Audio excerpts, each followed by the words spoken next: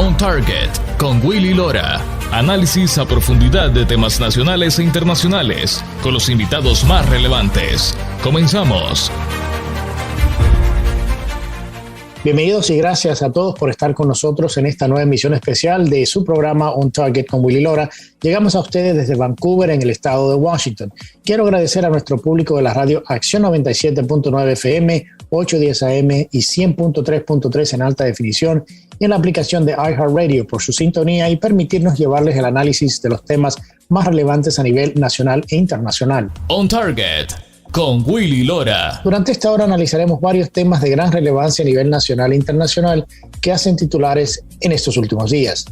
Esta semana ha sido una semana muy difícil para los estadounidenses y mucho más para la administración del presidente Biden y el Partido Demócrata.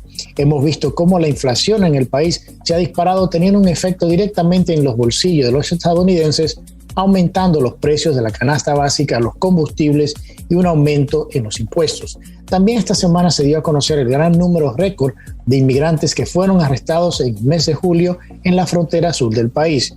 Llegaron unos 212,000 inmigrantes indocumentados, un número nunca visto antes, algo que ha puesto en tela de juicio la capacidad del secretario Mayorkas y la vicepresidenta Kamala Harris, quienes han fracasado en su mandato de detener la inmigración indocumentada. El Senado de Estados Unidos también esta semana pasó una propuesta de ley de infraestructura con un valor de $1 trillón, el cual tendrá dificultades de pasar en la Cámara de Representantes porque el brazo radical del Partido Demócrata quiere que este paquete sea de $3.5 trillones.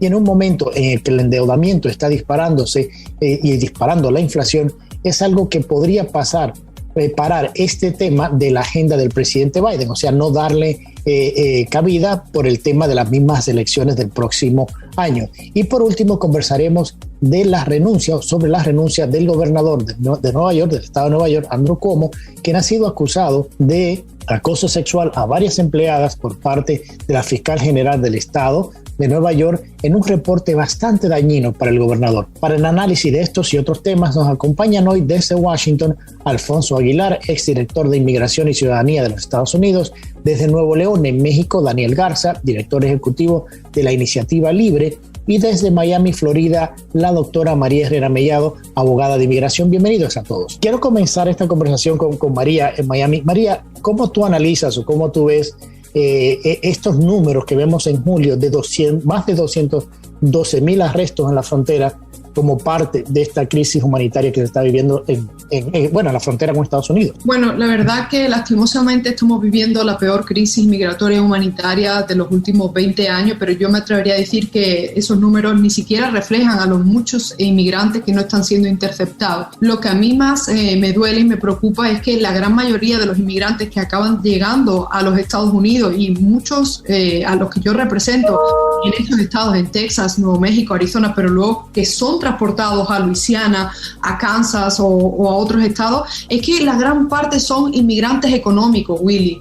Entonces, cuando tú empiezas a tomarle los datos y empiezas a preguntarles de qué vienen huyendo, quién los persigue, acaban reconociéndote que la mayoría vienen porque no hay las condiciones económicas en sus países para prosperar, para darle de comer a sus hijos. Entonces, esto es algo que la administración no está reconociendo, y lo que sí estamos viendo, sobre todo en la frontera, es que están aplicando de una forma nefasta las políticas de inmigración. ¿Por qué? Porque inclusive cuando estas familias no pasan la primera entrevista del miedo creíble, van ante un juez que le confirma que no tienen el miedo creíble, es decir, que no van a ser solicitantes de asilo. Estamos tan desbordados que las CBP, las patrullas fronterizas, y ICE, la Policía de Inmigración, le están permitiendo entrar al país porque no quieren seguir deportando. ¿Por qué? Porque las últimas noticias son que a los inmigrantes, incluidos a las familias, se les está deportando y abandonando en terceros países. Es decir, estos son violaciones de derechos, no solo de derechos estadounidenses, de convenciones internacionales. Entonces es un absoluto caos lo que estamos viviendo. Alfonso, mirándolo desde el punto de vista de política de Estado, con la política migratoria de Estados Unidos, ha fracasado obviamente lo que se había propuesto el presidente Biden, la vicepresidenta Kamala Harris como SAR de inmigración, y el mismo secretario de de Homeland Security, Mayorkas, quien había dicho, que se había sostenido hasta que no salió este audio filtrado en el cual dice que no van a aguantar la crisis. Él había o ha negado públicamente hasta ahora que existe esa crisis. ¿Cómo ha fracasado? ¿Cómo podemos leer este fracaso de una política migratoria por parte de la administración? Bueno, es que es una crisis que ellos han creado. O sea, el fracaso es que ellos acabaron con políticas de la administración Trump que estaban funcionando, creando esta situación. Primero que nada, nos dice el presidente Biden, nos dijo que esto es una situación estacional, o sea, de temporadas, que ahora que llegaba junio y julio los números iban a bajar. Pues ¿qué pasa? No han bajado. Incluso de junio a julio un aumento de 11%. O sea, es el número más alto de julio, más de 212,000 personas. Es el número más alto de personas llegando a la frontera en 21 años. Entonces, ellos hablan de las raíces base, de los root causes, pero esos root causes no han cambiado. Entonces, ha habido algo, aquí hay un factor diferente que ha fomentado este aumento inusual. Ha habido aumentos en el pasado, pero no de esta magnitud. Entonces, ¿qué ha sido? Evidentemente, ha sido el llamado que hizo el presidente durante la campaña a que vinieran a la frontera junto a eliminar estas políticas que estaban funcionando. El dejar de construir el muro en la frontera, el acabar con la política de permanecer en México, que las personas permanecieran en México mientras su caso de asilo es adjudicado, los acuerdos con los países del Triángulo del Norte para que las personas que se dirijan aquí a Estados Unidos pidan asilo antes en esos países. Todo eso ayudaba a disuadir este viaje tan peligroso a la frontera, porque como bien dijo María, estas personas, la inmensa mayoría, no tienen un reclamo legítimo al asilo. Entonces, al crear todos estos obstáculos, la gente lo piensa dos veces antes de realmente, antes de salir de su país. Entonces, esto francamente yo creo, y muchos expertos piensan, que se pudiera resolver fácilmente, pero requiere la humildad de una administración de decir, nos equivocamos y vamos a restablecer unas políticas que funcionan. El presidente, sin embargo, anunció la semana pasada un plan de 21 puntos que no hace absolutamente nada para resolver la situación. Es más, se reafirma en que no van a continuar construyendo el muro porque dicen que no funciona. Y en cuanto al asilo, no proponen nada que vaya a mejorar la situación. Es todo lo contrario. Siguen enviando este mensaje de que van a ampliar las consideraciones de asilo para hacerlo más fácil. Entonces, mientras tanto, tenemos los estados y diversas comunidades a lo largo de la frontera recibiendo a miles de personas, muchos de ellos, como hemos visto recientemente, con COVID, no tienen los recursos para atenderlos. Obviamente están ayudando a promover el contagio de COVID. Es una situación humanitaria, de seguridad nacional y ahora una seria situación de salud. Esto es un auténtico desastre. Dan, hablando del auténtico desastre, Kamala Harris estuvo en Guatemala, fue a México, estuvo en reuniones buscando las causas de origen de la crisis que se vive en la frontera, algo que hablaba Alfonso, pero esas causas no cambian. Entonces, políticamente ellos se han ocupado de tratar de quitar todo lo que funcionó en su momento, que dio resultado,